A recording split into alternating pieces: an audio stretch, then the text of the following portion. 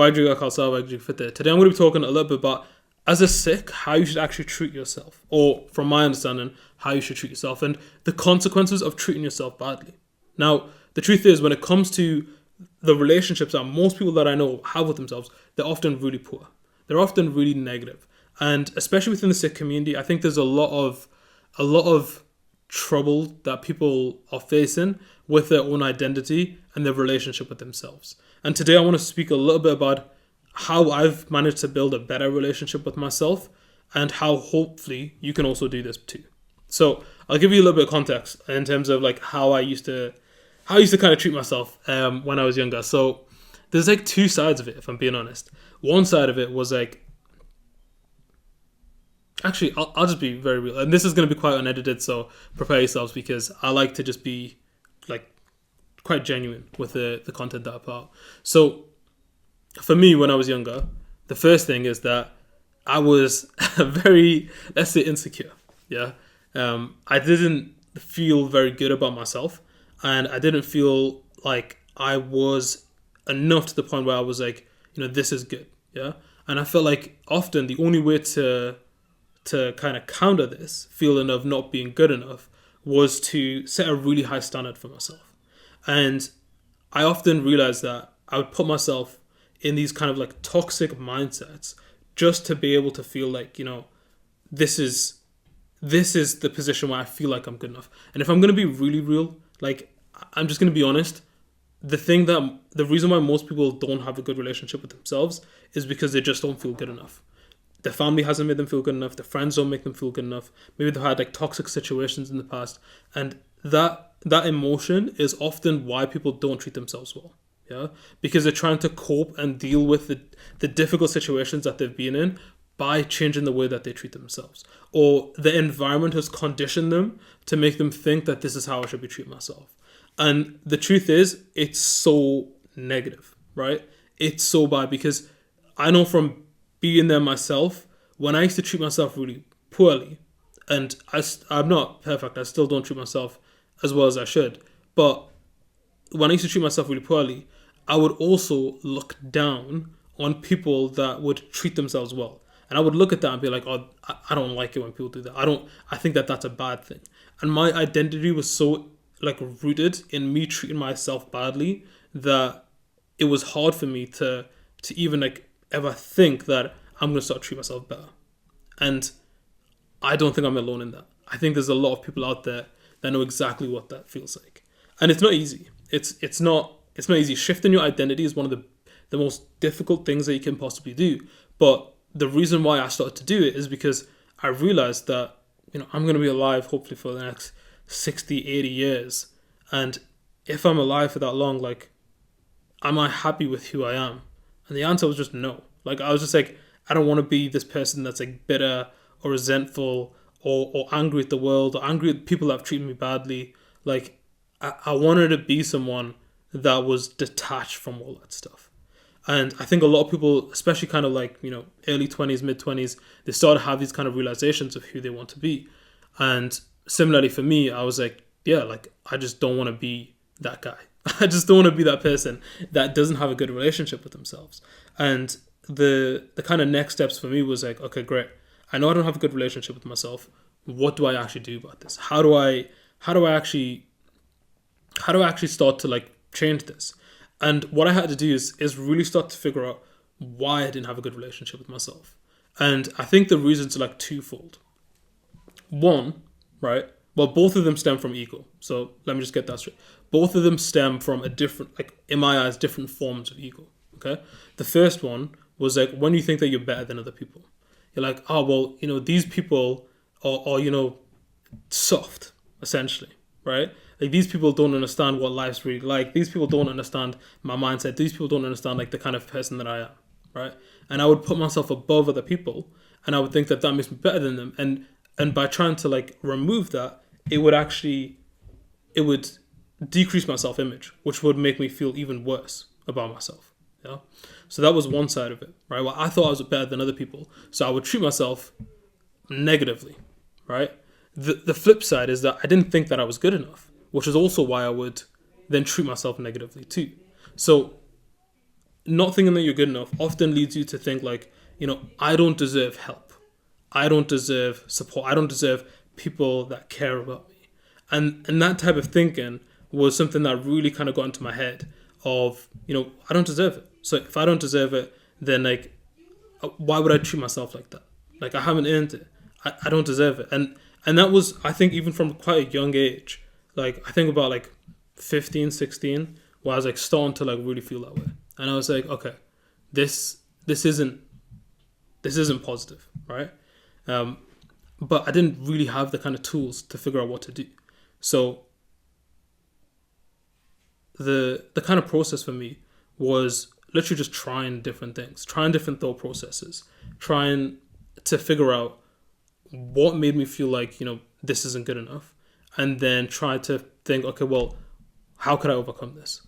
Now, like I said, both of these stem from ego, okay? If you don't think that you're good enough to get help, it's you're making yourself out to be some sort of special snowflake. Like, if that was your friend and they said that they were dealing with the same things you're dealing with and they needed help, you'd be there for them within an instant. But you, for some reason, don't believe that you need that help. It's because you think that you're different. It's, again, steeped in ego. You're making it all about you. It's not about you. You're a human, yeah? You think in your own mind, like, even though you've got, like, this, like, imposter syndrome. Even though you've got imposter syndrome, you feel like you're not good enough. You're actually also simultaneously making yourself out to be, like, some sort of, like, completely different type of person. And you're saying that I'm different to everyone else that would go through a situation like this. You know what I mean? Like, if you've been abused, if you've had family issues, if you've had any kind of struggle, and you were looking at those people, you would say, well, these guys deserve help. These guys deserve support. These guys should have someone to speak to. But then when it comes to yourself, you just don't think that way. Why not? Because you think you're special. Like, you are putting yourself on a pedestal. But you're saying that I'm not like these guys that also experienced it. I'm different. Yeah? And even though that might stem from a lack of confidence in yourself, you're still doing the same thing. It's still ego fundamentally. Yeah? And like I said, the flip side is that, like, someone else has went through trauma, abuse, all these kind of problems, and they say, well, these guys are just soft. I'm better than them, so I don't need that. I don't need help either. I don't need to be soft with myself. I don't need to be kind to myself. And again, it's just ego. That's all it is. That's all it stems from. Now, these are the two main kind of causes that I see when people don't treat themselves well. The third aspect of this, or the third thing that I see that people struggle with, is that they've never been taught how to treat themselves better. But here's the funny thing. You don't need to be taught how to treat yourself better most of the time. You already fundamentally know what the right thing to do is. The question is, why are you not doing it? Why are you not treating yourself better? Yeah? And it's because you haven't learned to see yourself as someone worth caring for. And that's a question I'd encourage everyone to sit and think with. Sit down and think about. Because what's the reason? Like, what's genuinely the reason why you wouldn't treat yourself better? Why? I don't deserve it. I haven't earned it. Other people have done more than I have. Or, maybe there's things that you've done in your past that you feel guilty for, which is why, again, you feel like you don't deserve to be treated well. Okay? These things that are going on within your mind, these conversations that you have, is like, you need to actually get them validated. You need to see, like, is this just in my own head? Am I just feeling this way because, like, that's just me and my situation? Or would a friend or someone that actually wants the best for me also think this way? Yeah? Would they also treat me in the same way? Would they also make me feel guilty every single day for the mistakes that I've made in the past? Or would they forgive me and let me move on? Yeah? Because a lot of the time, you think that you're not good enough. And then you just reiterate that over and over again, often for a period of years, to the point where even if someone comes in and tries to help you and tell you that, no, like, you're fine, like, you're worrying too much about this thing, or you're beating yourself up too much, you can't even hear their advice because you're so steeped in that reiteration of you telling yourself that you're not good enough. And at that point, it's a sinking ship, and it's really difficult to get out of that. Okay, but it is possible. Okay, it is absolutely possible to change your way of thinking from this person that's very negative, very, like, like, and I say negative, a lot of the time you get people that outwardly look really positive. Yeah. There's a lot of people out there that look really positive to everyone else, but internally they treat themselves very, very negatively. They treat themselves very poorly. I feel like I was often in that position as well. The reason why I bring this up is because you think that you're kind because everyone tells you you're kind. Okay? Everyone else around you is telling you you're a good person, you're a nice person. But then when it comes to yourself, you're not. You're not kind. Yeah? You're not. And I often think about that and think, you're actually, if you can't be kind to yourself and you can't build a good relationship with yourself, you're not actually kind. You're manipulative. Okay? Because you're letting everyone else think that you're kind. You're letting everyone else think that you treat human beings with care and respect, but you don't treat yourself with care and respect. And there's no exception. There's no exception for yourself. You treat yourself how you treat other people. If you don't, you need to build that muscle. You need to build that skill. Okay? And the way that you do that, or the way that I find that you can do that, is one most important thing is change your environment. Get around people that make you want to treat yourself better. Okay? If you're in a negative environment and people are constantly like throwing hate at you, like saying negative things about you, you're not going to want to feel good about yourself. You feel like what these people around me are saying, that is the truth. And as social animals, we're wired that way. We naturally believe what everyone else tells us because that's a survival mechanism. So if everyone else around you is saying negative things about you, like, it's going to be really difficult for you to ever change your thought process. Yeah? You need to be able to get out of that. Okay? And people say like, oh, I can't get out of it. You know, it's my family. I live with them, all this stuff. And I want to tell you that as much as that might be true, you can create your own environments. Yeah? Even in a negative space, you can create your own environment. Doing Simran for 5 minutes a day, you find a quiet space for 5 minutes, we sit down, you do some Simran, you've created a new environment for yourself. Yeah? You've left that kind of toxic environment where everything's negative, and you're sitting down with Vaheguru and you're doing Simran and you're creating an environment that's positive with someone that wants the best for you. Okay? That's how you start to create a new environment for yourself. Okay? And slowly but surely, you start to believe the beliefs that Vaheguru gives you about who you actually can be and how strong you actually can be as an individual. And those beliefs are they'll start to seep into your mind more than the beliefs of the environment around you. Okay? So that's the first thing. You have to be able to figure out your environment. Okay? Like, get into a better environment, and that's going to make things easier for you. The second thing that you have to do is you have to confront difficult conversations. I know there's so many things that I'm doing wrong within my life. I just know that. I can think of like 10 things off the top of my head. Okay? I'm making so many mistakes. I'm doing so much wrong. But the only way that I can overcome this is by having the conversation. Okay? I can't delay it. I can't hide from it. They say a problem delayed is a problem doubled. Okay? The longer you leave the conversation with yourself, the worse it's gonna get. The harder it's gonna be to move. The harder it's gonna be to actually solve that problem, because it's just getting stronger and stronger the more you've been leaving it. Okay? You give the problem more power by not acknowledging it, by not confronting it head on. Okay? As Sikhs, it's our responsibility. If we see internal problems or external problems, you go and you try and fix them. Most people know Sikhs are solving external problems. They go to someone that's like struggling for food and they'll help them out. They go to someone that's struggling or like, you know, in danger and they'll help them out. But then why don't we do this for ourselves internally? When we know that we've got a problem internally, in our own mind, in our own system, why are we not attacking that? Why are we not going to fix that problem? Okay? It's meaty beaty, right? It's both sides of it. It's saintly soldier, okay? Most people don't want to fight the internal battle.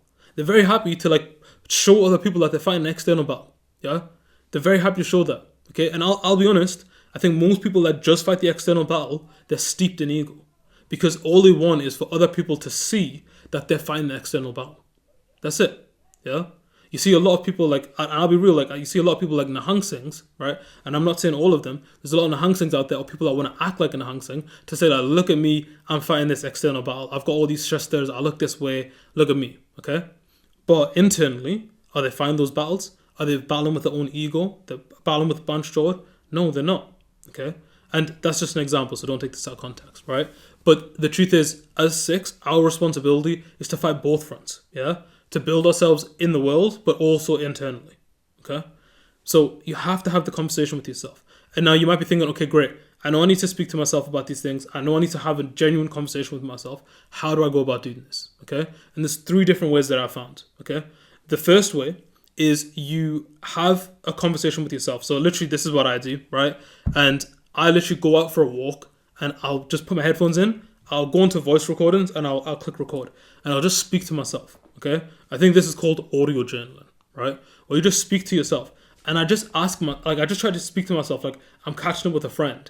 And it's like, how you doing, man? Yeah, I'm doing good. Like, be honest. Like, what's actually going on in your mind? What's going on in your life? How you feeling about everything? Yeah, like, this is how I'm feeling. This is what I'm thinking. Like, and that, to me, makes so much difference. It makes so much difference. Because when I'm speaking to myself, I don't have any other biased, like, motivations. If I want the best for myself, that's fine. Like, I know I want the best for myself. Someone else, if I speak to someone else about stuff, then you've got to kind of consider that maybe they want you to do a certain thing, or maybe they want to see you in a certain light, or whatever. So like their advice isn't always going to be as genuine as yours can be. Yeah. So I strongly recommend doing some audio journaling, because if you know that you're not happy with yourself or you're happy with the relationship that you've got, go and build it. Yeah. If you want to build a relationship with anyone, whether that's friends, family, or whatever, what do? You speak to them. You get to know them better. You understand them. You treat them well. You got to do the same thing for yourself. Audio journaling opens up the conversation for me. It opens up the door for me to actually have conversations with myself. Yeah. The second thing that I do is written journaling. Okay. Again, it's the same thing. It's a little bit slower, so I can't speak as quick, but I have to be a little bit more like well thought out with what I'm actually writing. Yeah. I'm very, very aware of the words that are going from my brain onto paper. So journaling, like written journaling, is a really good way. And then the third thing that's really important, again, is speaking to people that actually want the best for you. Like having a conversation with them. Like sitting down with them and just saying like, look, I'm struggling with this thing. Like, what do you think I should do? Yeah. And not going to someone and saying like, I'm struggling with this thing and just like kind of venting to them. Yeah. But like actually looking for a solution. Actually wanting to be like, what should I do to get over this? How would you deal with this if you were in my position? Yeah. Like trying to seek the best possible solutions for yourself is a sign that you've got a good relationship with yourself. If you go out to someone and like, let's say I'm struggling with a work problem, right? And I go to a friend, I say like, look, I've got this thing going on. I don't know how to deal with it. Like blah, blah, blah. And I don't want them to like actually help me to fix it. I just want to tell them. I just want to brag about like how difficult my problems are. What happens in that situation? You're self-sabotaging. You're creating more negative emotions for yourself, and you're not getting closer to making like a better relationship with yourself. Because like if your friends came to you and you just kind of like just said like, oh, your problems are so bad, this is really negative, maybe you're not good enough. And if your friends just said this to you, you'd kind of be like, well, I don't want to be around you anymore. Okay. You want to be around people that are genuinely trying to figure things out for you. They're trying to sort things out for you, or they're trying to give you the kind of right advice so that you can make your life better. So those are the 3 things I would do if I'm trying to build a better relationship with myself. Now, the last thing that I want to mention is like from a Sikhi point of view, your role in this world is not just to fix yourself. It's actually to go out and make the world better. But it's really hard to do that when you're constantly fighting against yourself. Most people are fighting against themselves and they're fighting losing battles because they're not even willing to engage in the fight. And then when it comes to actually doing things in the world, they're not strong enough to be able to battle anything. They're not strong enough to, fix these problems in their own community because they've got so many internal issues. Okay? So you have to, if you really want to be a good Sikh, you have to understand and confront the fact that there's a lot of internal issues that you probably have, that you need to fix, that you need to address. Okay? And if you want to have a big impact in the world, you have to learn how to deal with these things internally. Because if you don't, then they're going to manifest themselves in the way that you act later in life. And ultimately, that's going to be your downfall. That's going to be what makes things difficult. And if you're someone that's quite family oriented, your family's going to struggle if you don't fix your own internal problems. They're just going to struggle. They're going to have to deal with your problems, your lack of emotional intelligence, your lack of discipline, your lack of confronting difficulties because you refuse to do it. So just remember that, okay? Like, you are responsible for yourself, okay? You have to choose how you want to live your life. Most people, and this is what I see, this is why we call them NPCs, most people don't want to take responsibility for themselves. They don't want to actually acknowledge the fact that they're the ones in control. Because life is much easier when you do that in the short term. life is much easier in the short term when you say, whatever happens, happens. It is what it is. Meh, what can I do about it? Yeah? But if you want to have a good life, if you want to actually be responsible, if you want to take care of the people that are around you and take care of yourself, you have to take responsibility for your actions.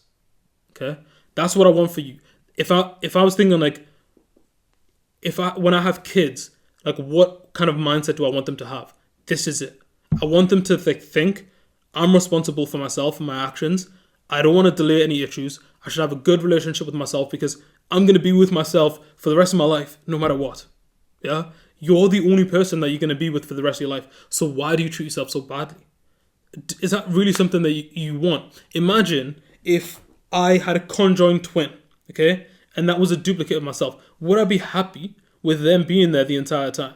Or would I be like, I can't stand this person? Or this person's really negative to me? Or this person, like imagine it's your internal voice, right? Imagine it's the voice in the back of your head that was sitting right next to you. And they're going to be sitting next to you for the rest of your life. Yeah? Would you actually want to be around them? I'd be chill with that. Yeah?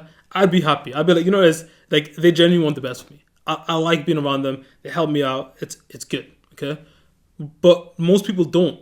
Most people think like, what they're constantly attacking me. They're constantly making me feel low. They're constantly making me feel like I'm not good enough. Why would you want to be around that person? You're going to be stuck with them for the rest of your life. You've got to fix it. You've got to confront it. You've got to figure out how to mold your own mind into a better life partner. Because that's what they are. They're literally going to be with you for the rest of your life. Yeah? So these are the things I want you to think about. This is something that just isn't addressed anywhere near as it should be. And especially from the Sikhi lens, like we're here to serve others. You can't serve others if you haven't like actually figured yourself out. Okay? You just can't do it. So please spend some time to think about who you want to be, the kind of relationship that you want to have. And like I said, 3 things: audio journaling, written journaling, and speaking to other people that actually want the best for you. Yeah. Once you've got yourself into a better environment, these things can supercharge the way that you see yourself. Like you can absolutely change your life around by doing these things.